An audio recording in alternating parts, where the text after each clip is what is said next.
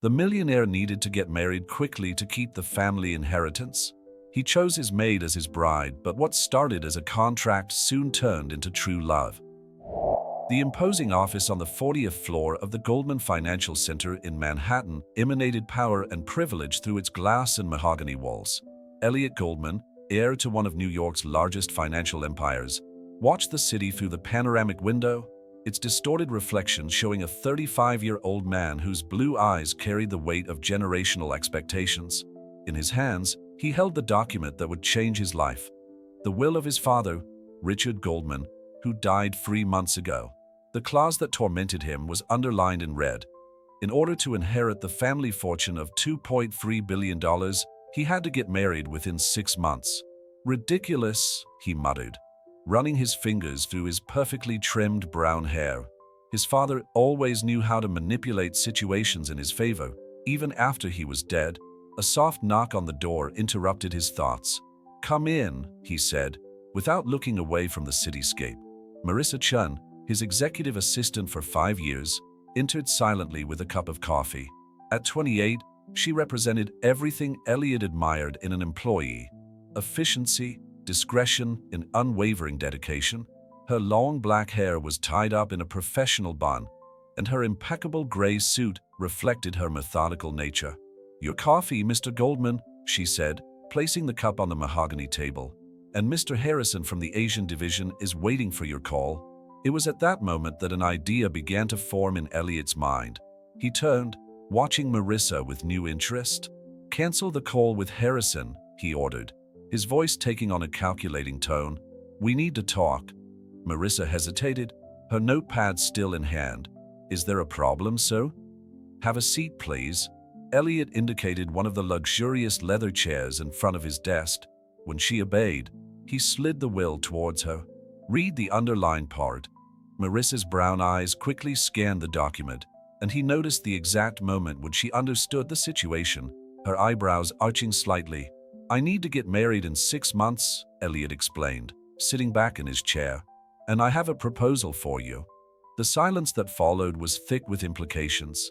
Marissa kept her professional composure, but her fingers tightened slightly on the paper. $5 million, he said, directly, "for a year of marriage. Then we divorce discreetly, you get on with your life with financial security, and I keep control of the company." Marissa put the will down on the table with studied care. "Mr. Goldman, this is a business proposal," he interrupted. "You know the company, you know my routine, and most importantly, you're discreet. It would be a mutually beneficial arrangement." The expression on Marissa's face oscillated between shock and indignation.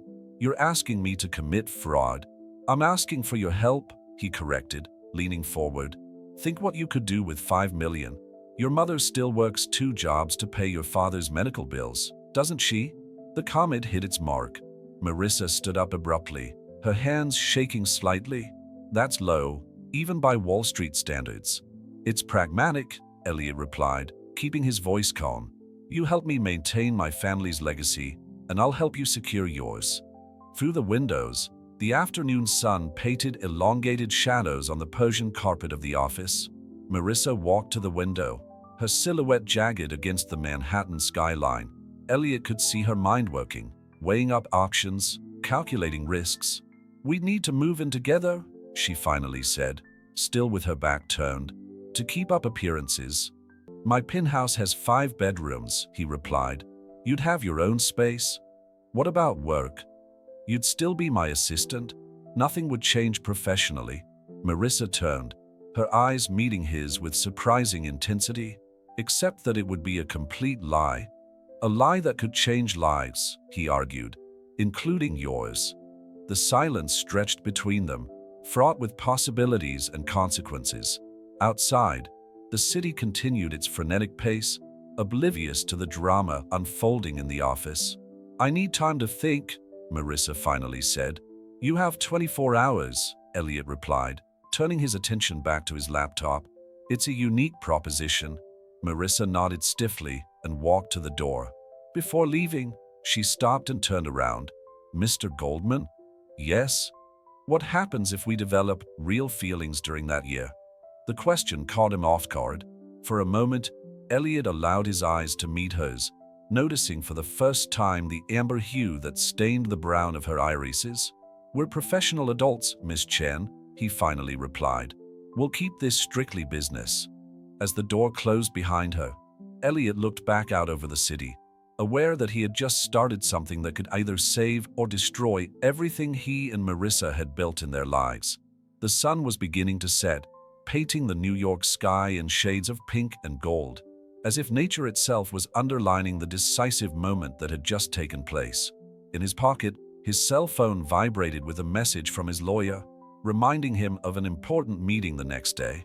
But for the first time in years, Elliot Goldman, the man who lived and breathed business, couldn't concentrate on work. His thoughts kept returning to Marissa's face and the questions she had left hanging in the air. Real feelings, as if that were possible in a purely business arrangement. Little did he know that he was about to discover how wrong he had been. Marissa spent a sleepless night in her modest apartment in Queens, Elliot Goldman's while occupying both her desk and her thoughts. His proposal echoed in her mind like an insistent mantra. $5 million for 1 year of her life. Through her bedroom window, the city lights twinkled like artificial stars, reminiscent of the view from Elliot's office. The difference between their worlds couldn't be clearer.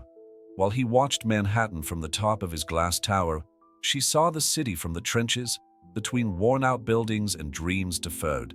Her cell phone vibrated with a message from the hospital. Her father's medical bills had arrived, and the amount made her stomach turn. Even with 2 jobs, her mother could barely make ends meet. The experimental treatment that could help her father was completely out of reach until now. "Daughter?" Her mother's soft voice came from the door. Helen Shun was wearing her waitress uniform, about to leave for her evening shift at the local Chinese restaurant. At 55, the wrinkles on her face told stories of endless sacrifices. "You look worried." Marissa forced a smile. "I'm just working, Mom. It'll be fine." Helen approached, taking a seat on the edge of the bed. "I know that look. It's the same look your father had when he had to make difficult decisions." The knot in Marissa's throat tightened. Her father, once a respected university professor, was now confined to a hospital bed, the victim of a rare degenerative disease. The irony didn't escape her. The man who had spent his life educating others was now dependent on others for his most basic needs. "Mom," Marissa began hesitantly, "what if I told you there was a way to help Dad, to pay for the experimental treatment?" Helen frowned. "Marissa Chun, what are you planning?" "Nothing illegal," she hastened to say. "Just complicated." Before her mother could question further, the intercom rang. Marissa answered it, surprised to hear the doorman's voice announcing that there was a delivery for her. In the foyer, a messenger handed her an elegant envelope. Inside, she found a key and a handwritten note. "To make your decision easier, Penthouse 4501 Park Avenue, e.g." Marissa felt the weight of the key in her hand. Elliot was playing all his cards, showing her exactly what could be hers, even temporarily. "I have to go out," said her mother, picking up her bag. "Don't wait up for me." The cab to Park Avenue took up a good part of the money she had set aside for the week, but Marissa had to see for herself. The doorman of the luxurious building greeted her as if she were already a resident, and the private elevator took her directly to the penthouse. When the doors opened, Marissa held her breath. The apartment was impressive. Floor-to-ceiling windows offered a panoramic view of Manhattan. Elegant and modern furniture decorated the spacious rooms, and the entire city seemed to be at her feet. Impressed? She turned around, startled. Elliot was standing in the doorway, wearing casual clothes that probably cost more than his monthly rent. "How did you know I'd come?" "Because you're pragmatic," he replied, stepping closer. "And because I saw the look on your face when I mentioned your family." Marissa felt anger rise in her chest. "You have no right to use my family situation like that." "I'm not using anything," he retorted, pouring himself a drink at the bar. "I'm offering a mutually beneficial solution. Would you like a drink?" "No thanks. I need to keep a clear head." Elliot watched her for a moment, his blue eyes piercing. "Do you know why I chose you, Marissa? Because I'm convenient? Because you're the only person I know who's never tried to manipulate or flatter me," he said, surprising her. "You're authentic, even when it means confronting me." Marissa walked over to the window, watching the city lights. "And now you want me to take part in a farce?" "I want you to help me keep control of the company my father built," he corrected. "And in return, you'll have the means to help your family." The silence that followed was heavy with implications. Marissa thought of her father in hospital, of her mother exhausted after double shifts, of the dreams she had to postpone. "If I accept," she finally said, "we'll have to establish clear rules." Elliot smiled, a genuine smile that he rarely showed in the office. "Of course, I'm all ears. First, we'll keep our relationship professional at work. No unnecessary public displays of affection. Reasonable. Second, when this is over, you'll give me an excellent letter of recommendation. I need to think about my career later." "Done." "And thirdly," she turned to face him, "no more trying to control my personal life during this period. The agreement is about appearances, not possessions." Elliot studied her for a long moment before nodding. "I accept your terms. So, do we have a deal?" Marissa looked once more at the city through the huge windows. Somewhere downstairs, her mother was waiting tables, and her father was in a hospital bed. With $5 million, she could change their lives. "Yes," he finally replied, holding out his hand. "We have a deal." Elliot shook his hand, the contact sending an unexpected electric current through his arm. "Welcome to the Goldman family, future Mrs. Goldman." When Marissa left the apartment that night, she carried more than a key in her purse. She carried the weight of a decision that would change her life forever. What she didn't know was that she had also planted the seed of something much more complicated than a simple business agreement. Because sometimes, the biggest risks are not financial, but emotional, and some contracts cannot foresee the complexities of the human heart. The announcement of Elliot Goldman's engagement to his executive assistant caused exactly the kind of commotion that was to be expected in Manhattan social circles. The Wall Street Journal published a short note in its social column, while gossip blogs speculated about the secret romance between the billionaire and his employee. Sitting in her new closet, bigger than her entire old apartment, Marissa watched her reflection in the triple mirror as a stylist adjusted the dress she would wear to the engagement party. The navy blue fabric glided like water over her skin, creating an elegant silhouette that looked like it belonged to someone else. "You look absolutely stunning," commented Catherine, the event planner hired by Elliot. "The Goldmans have always had impeccable taste, but I must admit that you are a refreshing surprise." Marissa could read between the lines. She was an intruder, an employee who dared to cross the invisible line between social classes. "Thank you," she replied dryly. The closet door opened and Elliot walked in, looking impeccable in his Italian suit.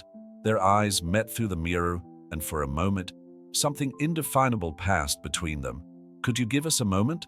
he asked the stylist and the planner, who promptly left. "Everything is ready for tomorrow," he said, stepping closer. "The invitations have been sent out, the press has been discreetly informed, and the story of our secret romance is circulating exactly as we planned." "Your mother still doesn't approve of me," Marissa observed, adjusting her dress. "Victoria Goldman doesn't approve of anyone who doesn't have at least 3 generations of social pedigree," he replied with a wry smile. "But she'll adapt. She always does." "And what about the council?" "They're curious, but satisfied that I'm fulfilling the terms of the will." Elliot moved closer, adjusting the strap of her dress that had slipped. His fingers lightly brushed Marissa's shoulder, causing an involuntary shiver. "You look beautiful." The comment caught her off guard. "Is that part of the deal? Compliments?" "No," he replied, his eyes meeting hers in the mirror. "That was sincere." Before Marissa could process that moment, Catherine returned with an endless list of details for the party. The moment of intimacy dissipated like mist under the morning sun. The next few hours were a whirlwind of preparations. Marissa barely had time to visit her parents at the hospital, explaining the situation in edited form. She was engaged to her boss. It was a relationship that had blossomed naturally, and yes, she would be very well looked after. "I don't know if I like this," her mother confessed in Mandarin, as she watched Marissa show off her engagement ring, a dazzling piece that probably cost more than her entire working life. "Marriage shouldn't be about money." "It's not about money, Mom," lied Marissa, the weight of guilt weighing heavily on her chest. It's about opportunities. Her father, even in his weakened state, managed to express concern through his gaze. Marissa held his hand, feeling the fragile fingers between hers. It's going to be okay, she promised, knowing that at least that part was true. With the money from the settlement, she could guarantee the best possible treatment for him. Back at the penthouse that evening, Marissa found Elliot in his office, surrounded by papers. "We need to discuss our history," he said, indicating the chair in front of her. "When we fell in love, how it happened, all the details people will want to know. I thought we already had a story, secret office romance. We need believable details. What was our first kiss like? When did we realize it was more than an attraction?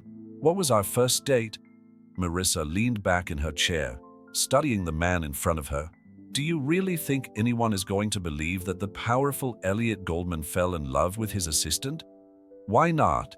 He stared at her intensely. "You're intelligent, dedicated, beautiful. It wouldn't be the first time an executive has fallen in love with someone who works with him. Except it's not real." A heavy silence settled between them. Outside, the city shone as brightly as ever, indifferent to the dramas unfolding in its glass and steel skyscrapers. "Our first kiss," Elliot began, his voice taking on a professional tone, "was after a particularly tense meeting with Japanese investors. You stayed late helping to organize the documents. We were exhausted, relieved at the success of the negotiation. And you kissed me in the elevator," Marissa added, surprising him. "Because it was late, we were vulnerable, and there had been tension between us for months." Elliot watched her with renewed interest. "You're good at that." "I'm good at understanding narratives," she corrected. "It's part of my job to anticipate what people want to hear. And what do you think people want to hear about us? They want to hear that you're not just the cold air everyone thinks you are. They want to believe that even Elliot Goldman has a heart, and they want to believe that I'm not just an opportunist." The comment hit a nerve. Elliot stood up, walking over to the window. "Is that what you think you are? An opportunist? Isn't that what everyone will think? The assistant who seduced the billionaire boss?" "No," he replied, turning to face her. "You're the woman who's helping me preserve my family's legacy, and I'll never let anyone tell me otherwise." The intensity of his words caught her off guard. For a moment, Marissa saw something in his eyes that went beyond the business agreement they had established. But before she could analyze that look, his phone rang, bringing them back to reality. "Tomorrow," he said, after hanging up, "we officially start our performance. Are you ready?" Marissa stood up, smoothing her dress with precise gestures. "I was born ready, Mr. Goldman. That's what executive assistants do. We're always prepared for any situation."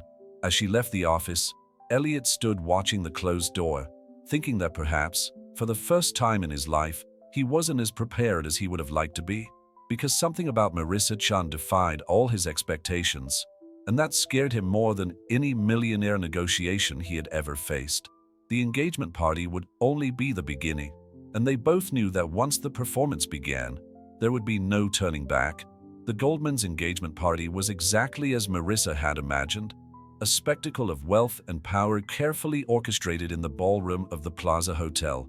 Baccarat crystals sparkled under the historic chandeliers, while the cream of New York society circulated with glasses of Krug champagne in hand. "Smile, darling," murmured Elliot, his hand resting lightly on the small of Marissa's back. "Half the social photographers in Manhattan are here."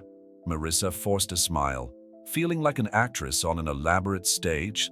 Her Valentino gown, personally chosen by Victoria Goldman, whispered against the polished marble as she sauntered into the ballroom alongside her fiancé. "Elliot, darling." Victoria Goldman approached, her smile as practiced as her jewelry was authentic. "We need some photos with the family. Marissa, do you mind if I steal my son for a moment?" Before Marissa could answer, Victoria had already dragged Elliot away with a group of Goldman relatives, leaving her alone in the middle of the hall. That's when she felt a presence next to her. "So you're the assistant who won the heart of the Prince of Wall Street," said a male voice.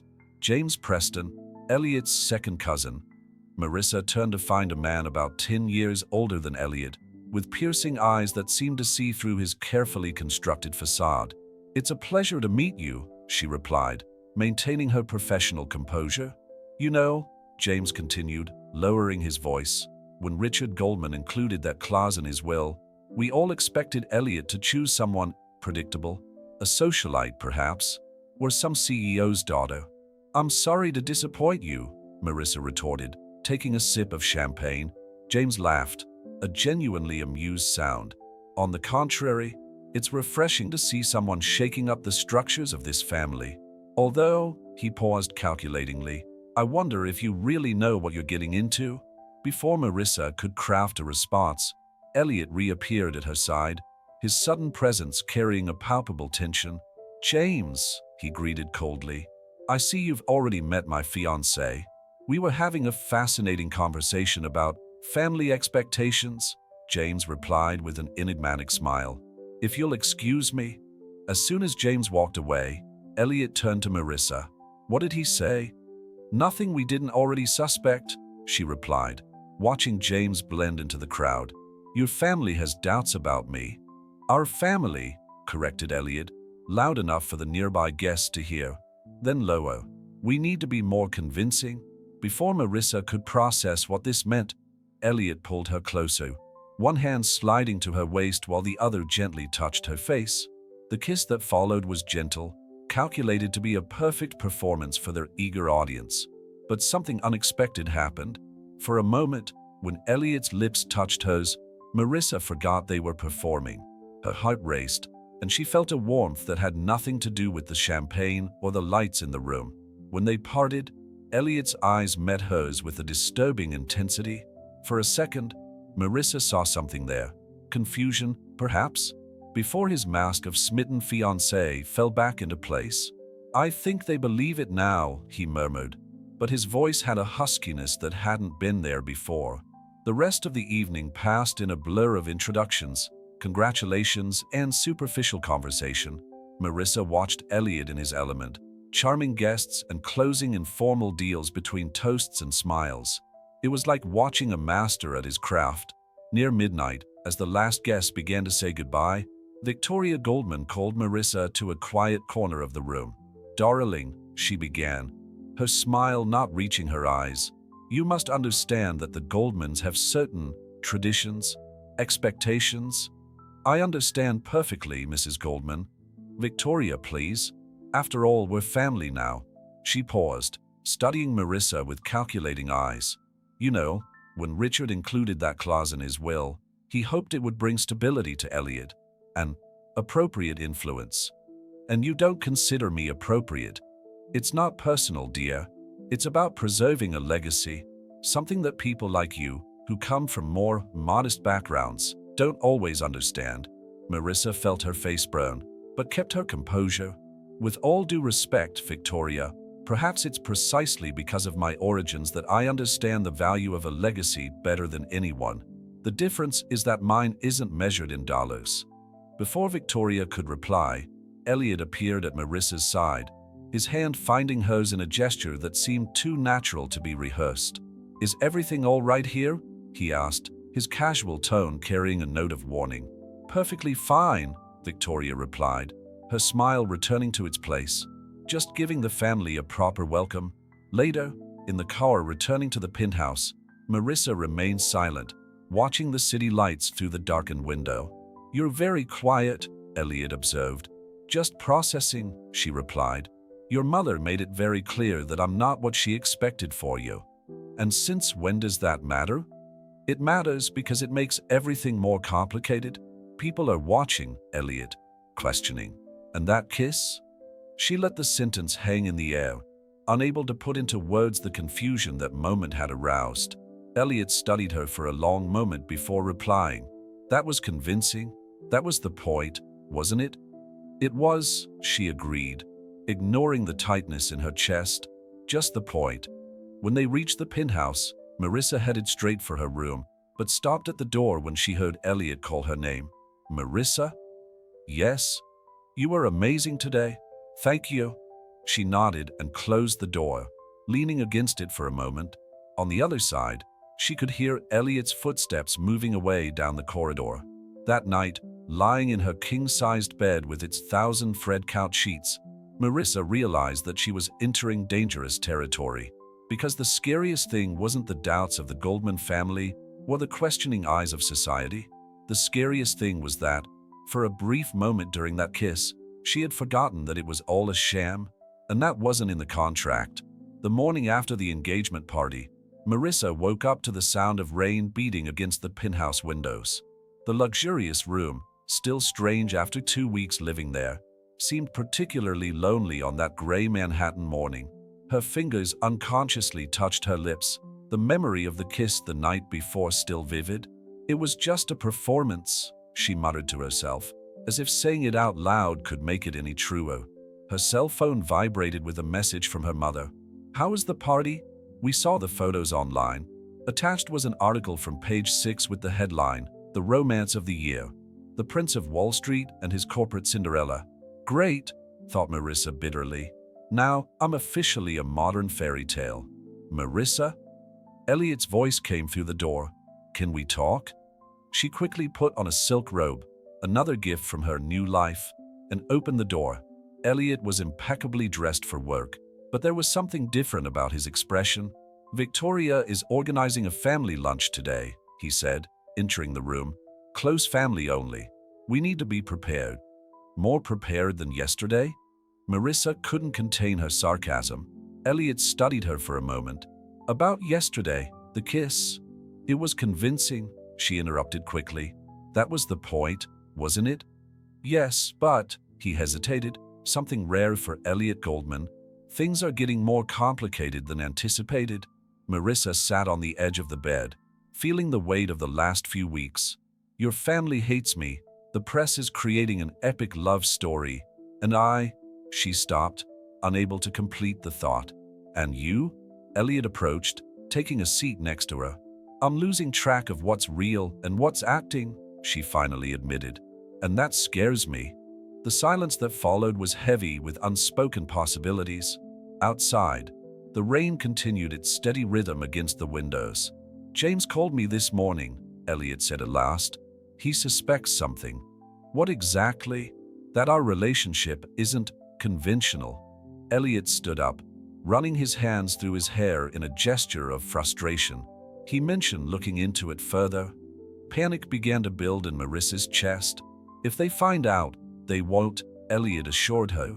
"But we need to be more convincing than a kiss in front of 200 people." Elliot turned to her, his eyes intense. "We need to start living this story, not just acting it out. Romantic dinners, public walks, small gestures of affection when we think no one is looking. Are you suggesting that we turn our lives into a 24-hour show?" "I'm suggesting we make it more natural." He knelt down in front of her, taking her hands. "Marissa, you're the smartest person I know. You must have realized that the more we try to control every aspect of this situation, the more artificial it seems." His touch sent shivers down her arms, and Marissa hated how her body betrayed her attempts to maintain emotional distance. "And how do we make it seem more natural?"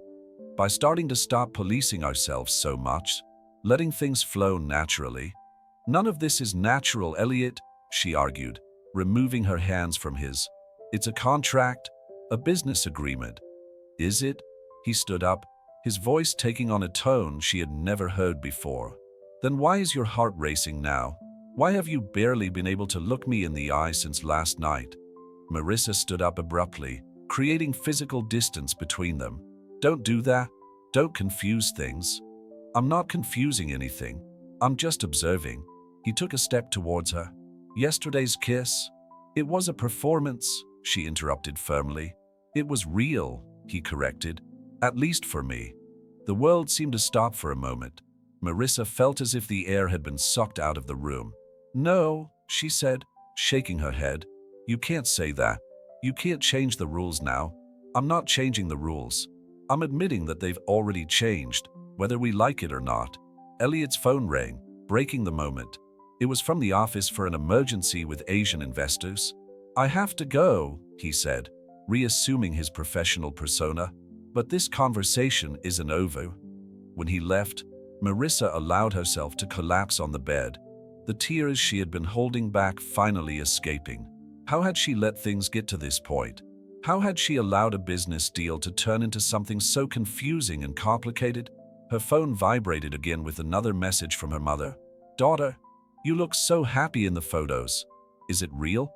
Marissa stared at the message, a bitter laugh escaping her lips. Real?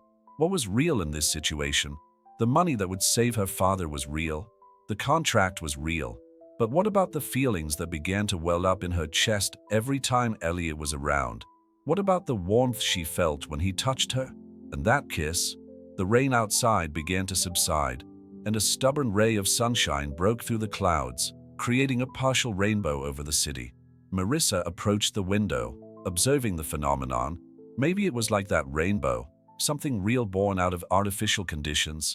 And perhaps, like the rainbow, it was something temporary, destined to disappear as soon as the conditions changed. But as she watched the colors dissipate in the Manhattan sky, Marissa realized that it was becoming increasingly difficult to distinguish where performance ended and reality began. And that, more than anything else, terrified her. The week that followed the conversation in Marissa's room was a delicate balancing act.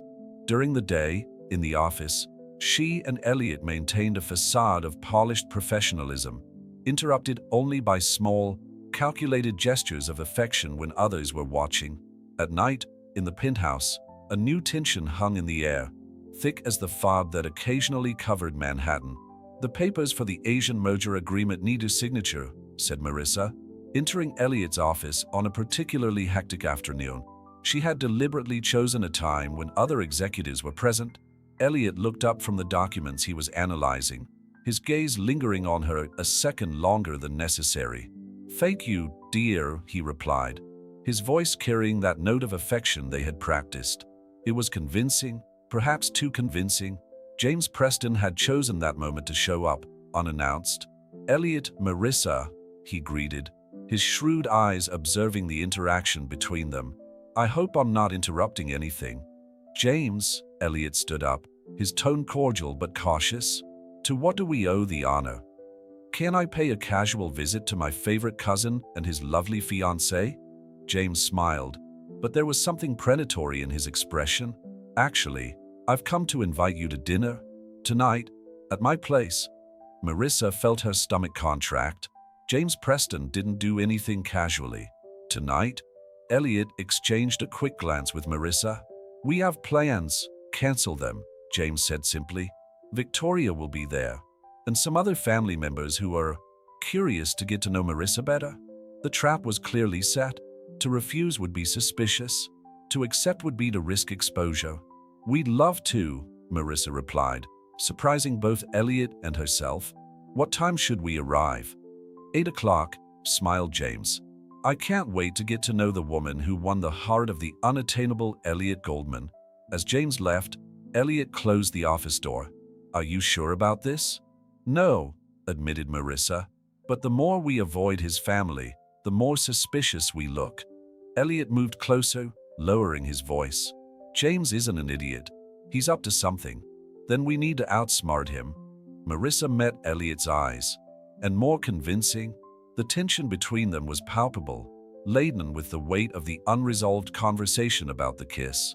Elliot took a step towards her, his hand brushing lightly against her arm. "Marissa, about what I said?" "No," she retorted. "Not here. Not now." Dinner at the Preston mansion on the Upper East Side was exactly what Marissa had feared, an elaborately constructed social trap. Victoria Goldman was there, as were Elliot's 3 aunts and several cousins, all watching the couple in love's every move with hawk eyes. "So, Marissa," began one of the aunts over dinner, "tell us how you and Elliot fell in love. It must be a fascinating story." Marissa felt all eyes on her. Next to her, Elliot tensed subtly. "Actually," she began, her voice firm, "it was quite gradual. It started with small moments, the way he always knew when I needed a break during long days, how he valued my opinions in important meetings." She paused, surprised by the truth in her own words. "One day, I realized that I was no longer just admiring my boss. I was falling in love with the man behind the title." Elliot looked at her with an intensity that made her heart race. There was something in his eyes that went beyond acting. "What about you, Elliot?" James teased. "What made you realize that your assistant was special?" "It was during a crisis with Japanese investors," Elliot replied, his hand finding Marissa's on the table. "Marissa spent the whole night in the office with me, reorganizing strategies. At one point, she said something that completely changed my perspective on the business. That's when I realized that she wasn't just efficient, she was brilliant, and I began to see beyond the professional relationship." The story was exactly as they had rehearsed, but there was an emotion in his voice that Marissa had never heard before. "Fascinating," James murmured, his eyes narrowed. "What about Richard's will? Didn't the marriage clause influence this discovery of love at all?" The silence that followed was heavy. Marissa felt her heart stop for a moment.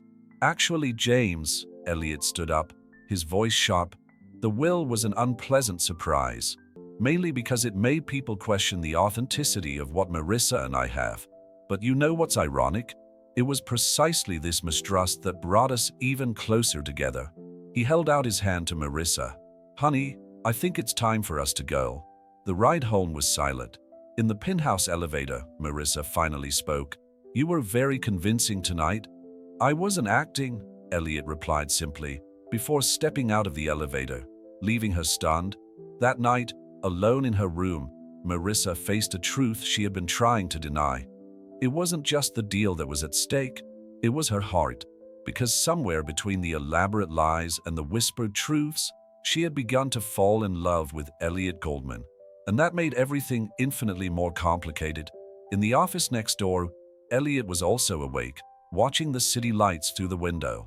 On his desk, the contract he had signed with Marissa seemed to mock him, because what had started out as a business agreement had turned into something much deeper and more frightening. The issue now was no longer keeping up appearances. It was about dealing with real feelings in a relationship built on lies.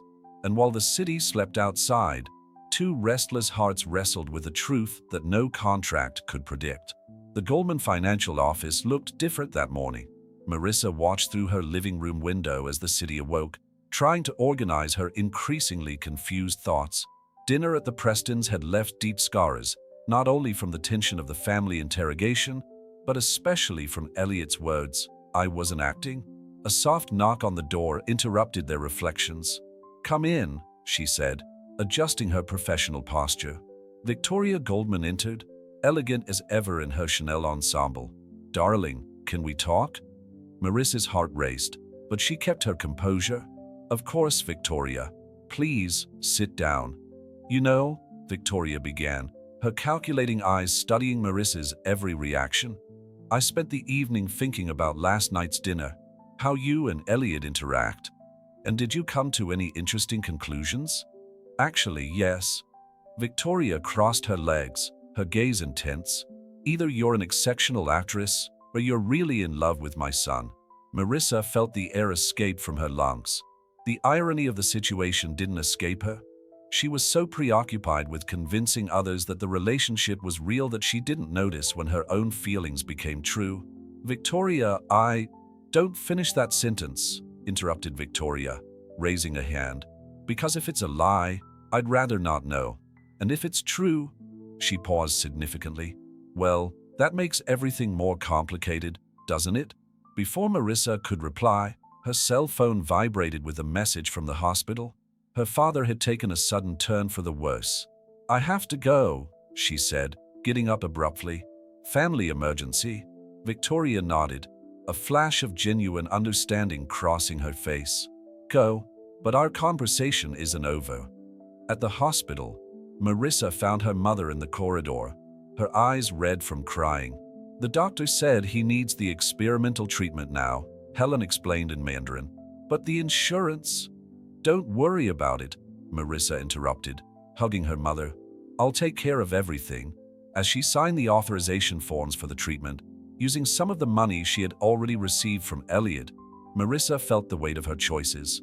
Each signature was a reminder of the deal she had made, the lies she was living, the feelings she was developing. "Miss Chon?" A nurse appeared. "Mr. Goldman is here." Marissa froze.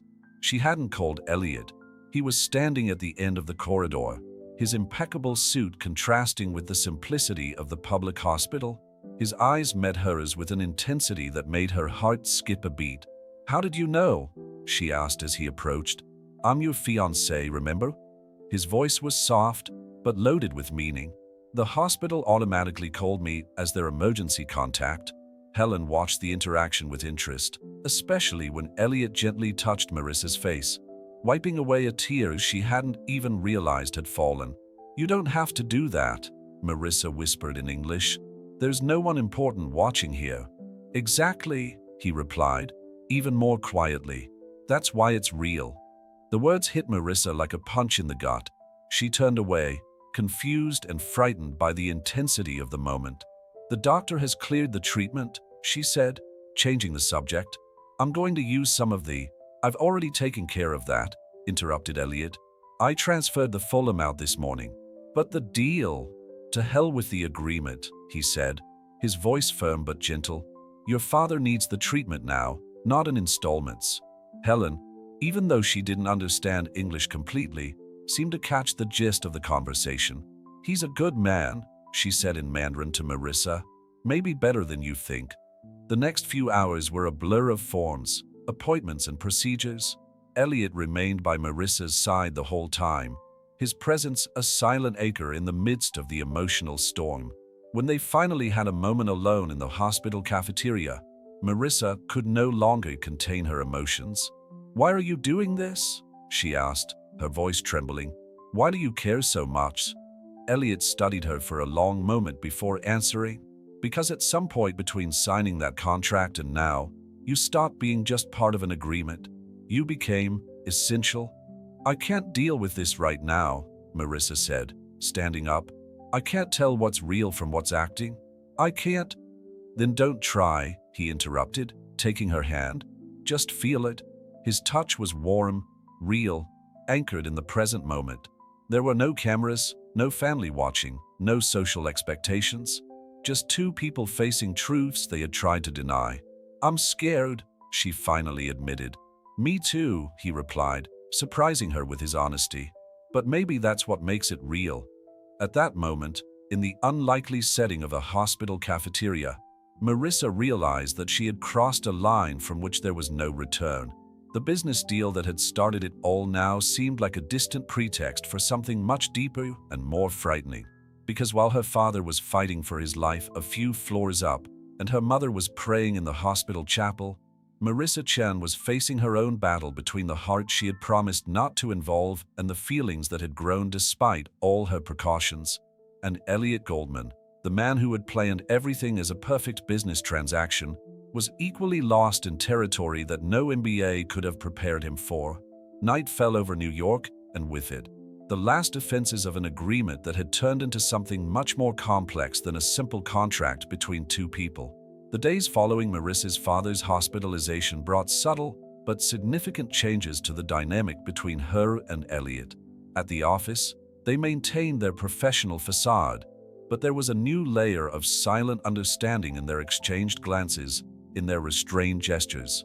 One afternoon, while they were going over documents in the conference room, James Preston appeared again, this time with a manila envelope in his hands.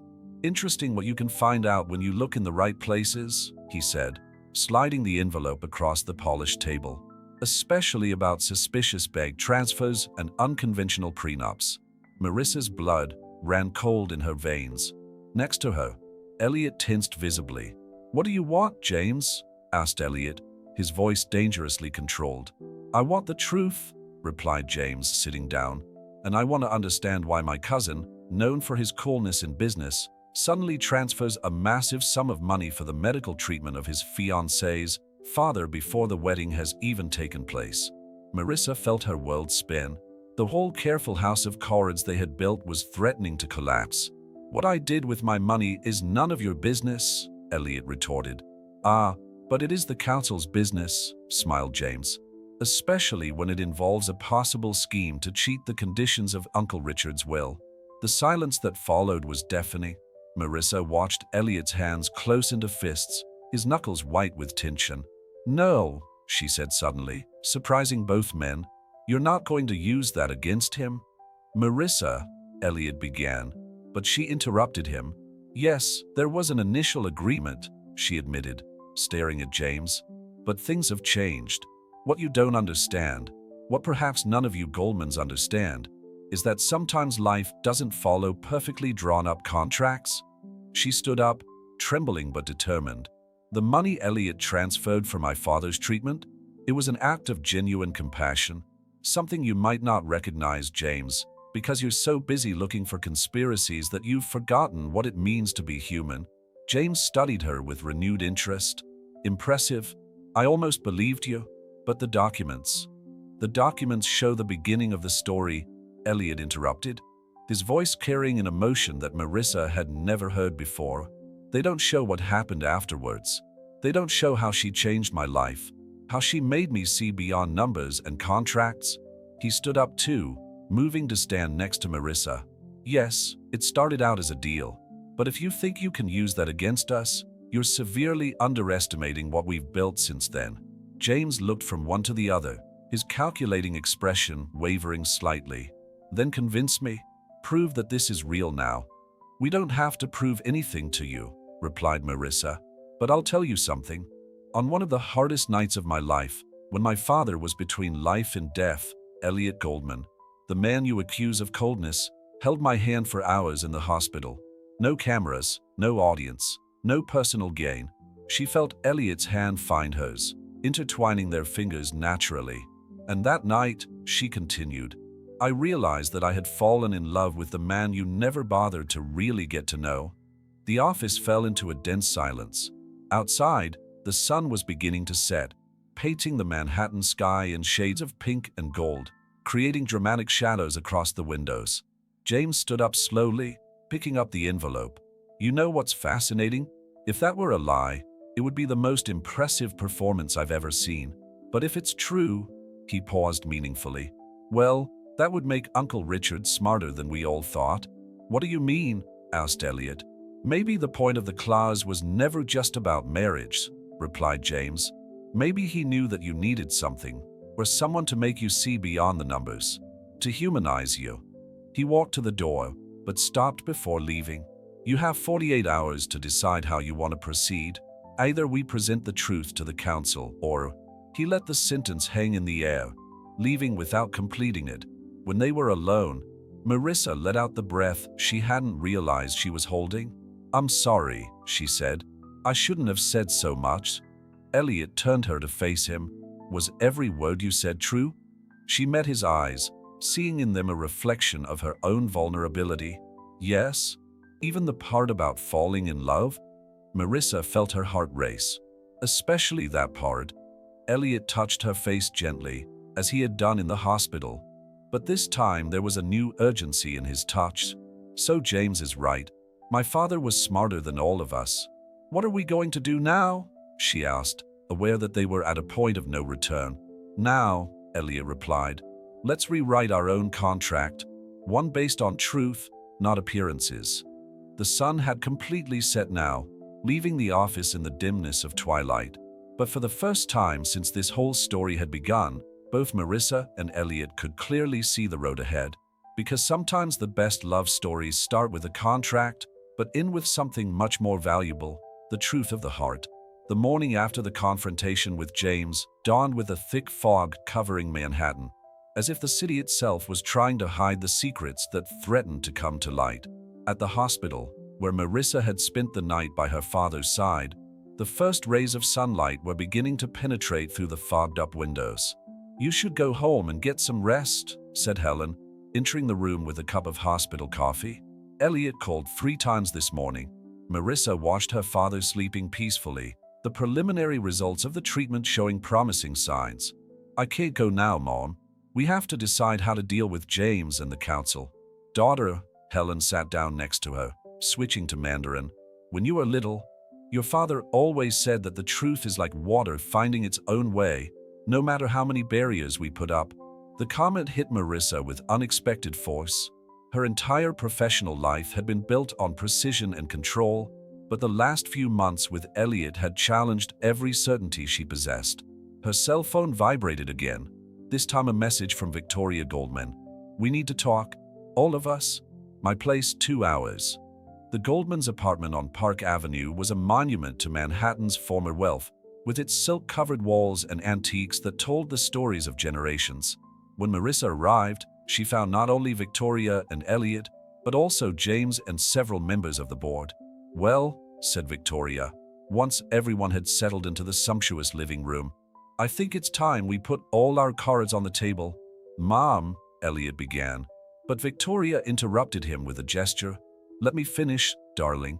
James has brought some concerns to my attention about the beginning of your relationship with Marissa." The room fell into a tense silence. Marissa felt everyone's gaze on her, judging, speculating, waiting for her reaction. "Yes," she finally said, her voice firm. "It started out as a business deal." Murmurs ran through the room, but Marissa continued. "Elliot needed to fulfill the clause in his will, and I needed money for my father's treatment. It was that simple at first." "And now?"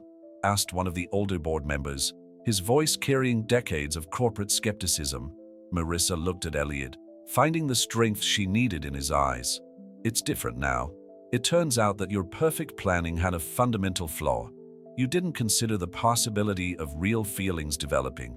"That's convenient," James commented dryly. "What's convenient is how you all seem to have forgotten who my father was." Richard Goldman wasn't just a brilliant businessman. He was an astute observer of human nature. He walked over to the window, where the mist was beginning to dissipate, revealing the city below. "The clause in the will.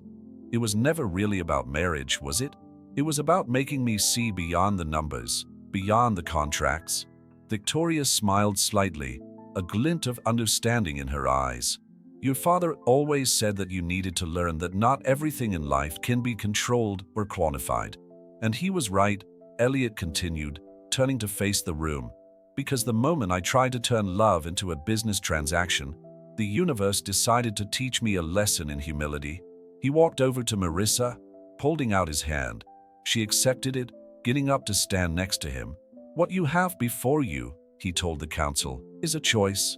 You can focus on the origin of this story and use that to try to invalidate the will, or you can look at what really happened, how a business agreement turned into something that not even the most detailed contract could predict." "And what exactly would that be?" asked James. "Love," replied Marissa simply.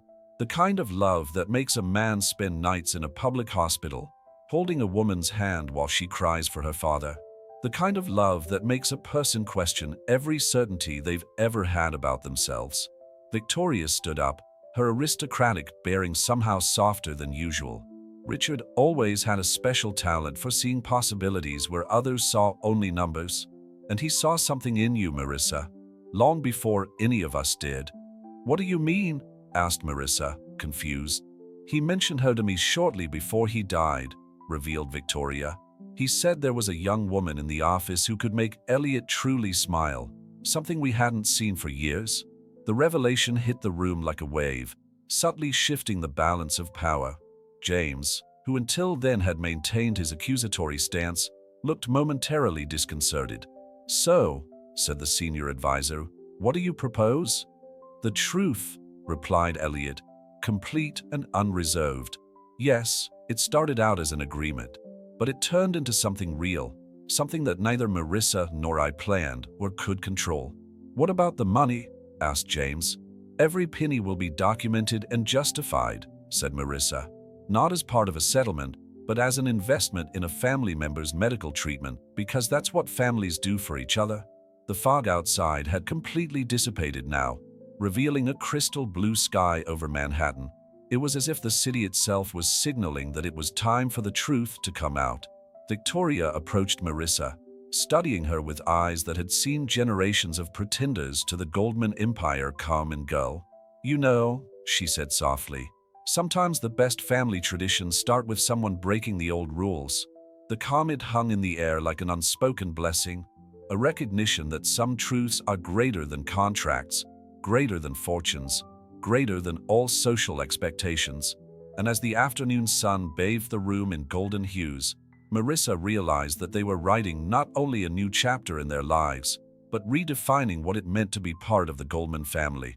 A week after the meeting at the Goldman's house, Manhattan awoke to a clear fall morning. On the rooftop on Park Avenue, Marissa watched the sunrise through the panoramic windows, her fingers absent-mindedly tracing the rim of the cup of green tea her mother had brought from the hospital. Her father's treatment was progressing better than expected, and for the first time in years, there was real hope in his eyes when she visited him. The medical bills, once an insurmountable mountain, were now just important paper numbers, but no longer terrifying. "Can't sleep?" Elliot's voice came from the kitchen door. He was already dressed for the office, although the sun had barely begun to gild the skyscrapers. "I've been thinking," she replied, turning to face him, "about contracts, truths, and how life has an interesting way of rewriting our stories." Elliot approached, pouring himself a cup of coffee. "The council meets today. James has promised to present all the evidence. Are you worried?" "Curiously, no." He smiled, that rare smile that Marissa had learned to appreciate. "I think my father would be proud, not necessarily of the initial agreement, but definitely of the outcome." Marissa's phone buzzed with a message from Victoria. "Breakfast at Bergdorf's before the board meeting. Just the two of us."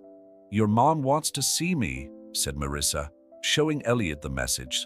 "Victoria Goldman doesn't do anything without a purpose," he observed. "Are you ready for this?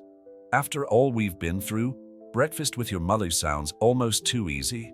In the elegant dining area of Bergdorf Goodman, Victoria was already waiting, impeccable in her Chanel ensemble and pearls that told the stories of generations. "Marissa, darling," she greeted, indicating the chair opposite. "Thank you for coming." A waiter appeared silently with mimosas and croissants that were still warm. Victoria waited for him to walk away before continuing. "I found something interesting in Richard's files," she said, pulling an envelope from her Hermes bag. "A letter, actually, addressed to you." Marissa felt her heart skip a beat. "To me?" "Richard wrote it 3 months before he died. Apparently, he'd been watching you for longer than we realized." With slightly trembling hands, Marissa opened the envelope, recognizing the elegant handwriting she had seen on so many corporate documents. "Dear Ms. Chen, if you are reading this letter, it means that my son has finally found enough courage to see what I have seen since the first day you joined Goldman Financial. A force capable of balancing your calculating nature with genuine compassion. The clause in the will was never about money or control, it was about transformation." Elliot needed to learn that not all value can be quantified in dollars, and you, my dear, have always been living proof of that. Your dedication not just to the job, but to the people behind the numbers, showed me that you could be exactly what my son needed. Not a trophy wife or a business partner, but someone capable of reminding him that there is more to life than financial statements. Forgive this old man for his final manipulation, but sometimes we need to create the right circumstances for fate to do its work. With affection and hope, Richard Goldman. Marissa looked up, meeting Victoria's understanding gaze. "He planned everything," Marissa whispered. "Richard was like that," smiled Victoria, "always several steps ahead. But even he couldn't have predicted how much he would really change Elliot." "What do you mean?" "My son smiles now," Victoria replied simply. "Not that corporate smile he's perfected over the years, but a real smile. He spends nights in public hospitals. He cares about the welfare of others besides himself, and for the first time in years, he seems truly alive." Silent tears streamed down Marissa's face. "And the council?" "The council," Victoria placed her cup gently on the saucer, "will discover today that some traditions need to evolve, that sometimes the greatest legacy we can leave is the ability to change." When Marissa arrived at Goldman Financial 2 hours later, she found Elliot waiting in the lobby. "How did it go with my mom?" In response, she handed him the letter. She watched as he read it, seeing different emotions cross his face. Surprise, understanding, and, finally, something that looked a lot like gratitude. "My father," he finally said, "has always been a brilliant strategist, but I think this time even he would be surprised by the result." "Why?" "Because he planned a business transaction that resulted in something no contract could predict or control. Real love." The boardroom was full when they entered. James was already there, his evidence envelope on the table, but before he could speak, Victoria stood up. "Gentlemen, she began. "Before we begin, I would like to present one last document for the council's consideration." She held up Richard's letter, something that puts everything into perspective. By the time the meeting ended 2 hours later, the autumn sun had turned the room into a kaleidoscope of colors through the windows. The board had not only unanimously approved Elliot and Marissa's union, but had also recognized Richard Goldman's final wisdom. On the rooftop that evening, Marissa found Elliot on the terrace, watching the city lights. "You know," she said, joining him, "when we signed that first contract, I thought I was just making a business deal. And now? Now I understand that some contracts are written not on paper, but in the heart." She smiled, entwining her fingers with his.